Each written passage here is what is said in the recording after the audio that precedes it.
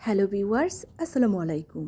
প্রতিদিন পরোটা বা রুটির সাথে যে সবজিটা আমি করে থাকি সেটা আজকে শেয়ার করব। এই সবজিটা রান্না করা খুবই সহজ, যে রান্না পারে না সেও আমার এই রেসিপি ফলো করলে সহজেই রান্না করতে পারবে। এই সবজিটার নাম দিয়েছি হাতে মাখা সবজি। এই সবজিটাতে এক্সট্রা কোনো বাগার দিতে হবে না।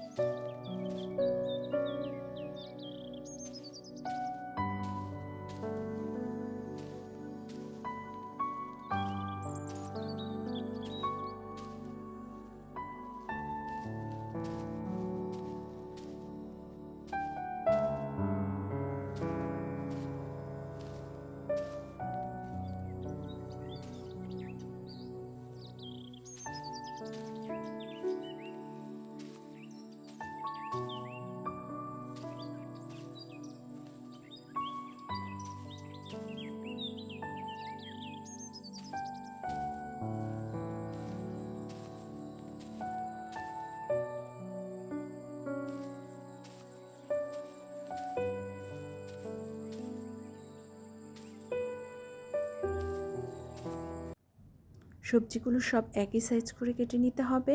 প্রায় অর্ধেক সবজি আমার কাটা হয়ে গিয়েছে।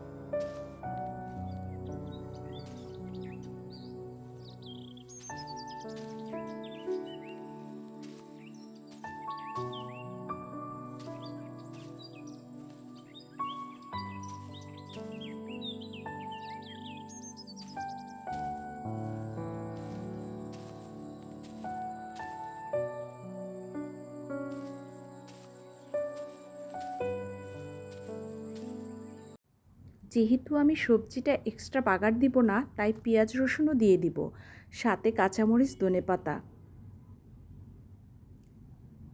এই তো প্রায় আমার সবজি কাটা হয়ে গিয়েছে।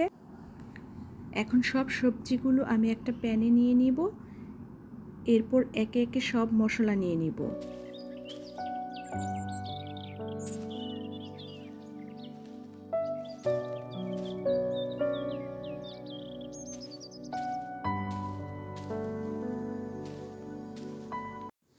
এরপর একে একে সব মশলা নিয়ে নিব। ফার্স্টে তেজপাতা দিয়েছি, এখন সামান্য লবণ, জিরের গুঁড়ো, হলুদের গুঁড়ো, মরিচের গুঁড়ো, ধনিয়া গুঁড়ো এবং তেলে রাখা শুকনো মরিচের গুঁড়ো।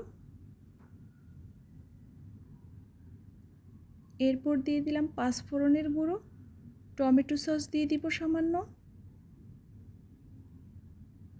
এরপর হাত দিয়ে ভালো করে মিক্স করে নিতে হবে, প্রতিটা সবজির গায়ে যেন মশলা লেগে যায়। এরপর পানি আর তেল দিয়ে চুলায় বসিয়ে দিয়েছি।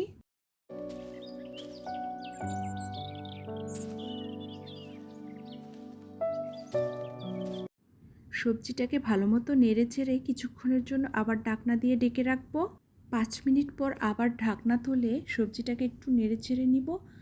প্রায় হয়ে গিয়েছে আমার সবজি। এখন পানিটা শুকিয়ে গেলে সবজিটা আমি নামিয়ে ফেলবো। এই সবজিটা গরম গরম পরোটা বা রুটির সাথে খেতে অসাধারণ টেস্ট লাগে।